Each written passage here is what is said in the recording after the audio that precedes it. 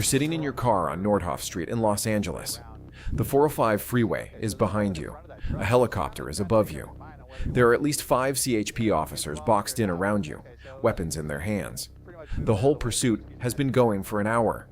And the entire reason any of this is happening, the original sin, the very first thing they pulled you over for, is that somebody thought they saw you using your cell phone. So what do? This guy? He picked up a fork. Here's how it actually started. Middle of the afternoon, the 14 freeway, Antelope Valley, north of LA.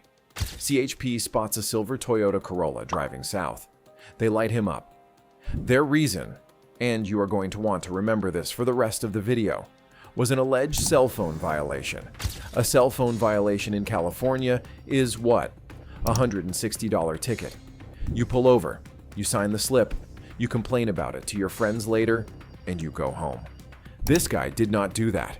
He just kept driving. And that is the moment where everything in his day permanently changes. Because the second you don't pull over for a routine ticket, that $160 problem becomes a high-speed pursuit. The helicopter comes up. 4 CHP cruisers stack in behind him. And now, what you are watching, live on television in Southern California, is a multi-freeway police chase. All of it, because of a phone call he may or may not have been on. Now, if you have seen 1 or 2 of these on this channel, you know what the next part usually looks like. 110 miles an hour on the freeway, weaving in and out of traffic, brake checking the cruisers, the chopper reporter yelling, "Watch out, watch out, watch out." That is not what happens here. This guy just drives. He gets on the 14 going south. He passes Santa Clarita. He transitions onto the 5. He hits the 405. He is basically taking the same route every commuter in LA takes home from work. He is not weaving. He is not flooring it. Both his hands are on the steering wheel the whole time. In fact, and this is real, this is on the broadcast, the chopper reporter eventually says, live, quote, "Oddly enough, I have not seen him on the cell phone." Yeah, I was going to say, is both hands have been on the wheel since we started looking for this person. Which is the moment this whole story starts to quietly fall apart on live TV. Because if he was not on the phone when CHP first saw him, and he is definitely not on it now, then what exactly are we doing here? But you can't stop. You are 40 miles south of where this began. You have already passed 5 exits. You are now legally a pursuit case.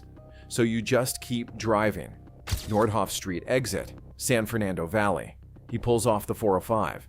And this is where the chase actually ends. But not because of a pit maneuver, and not because of a spike strip. The spike strip attempt earlier on the freeway missed him completely.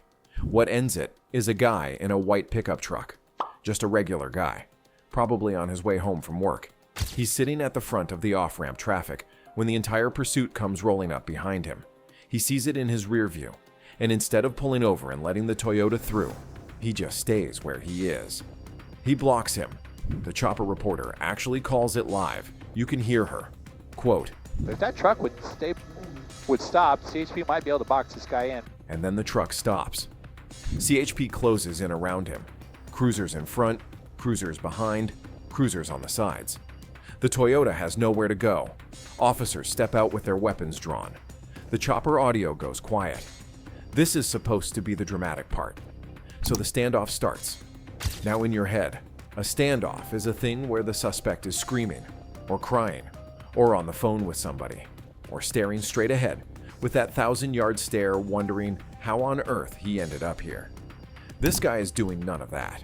For the first few minutes, you can barely see him. He's just sitting in the driver's seat, head down, not moving. The chopper is circling, and then the camera zooms in, and the reporter says, on live television, quote, Is he eating Absolutely, it peanuts looks out of like plate? he's and yes, he is.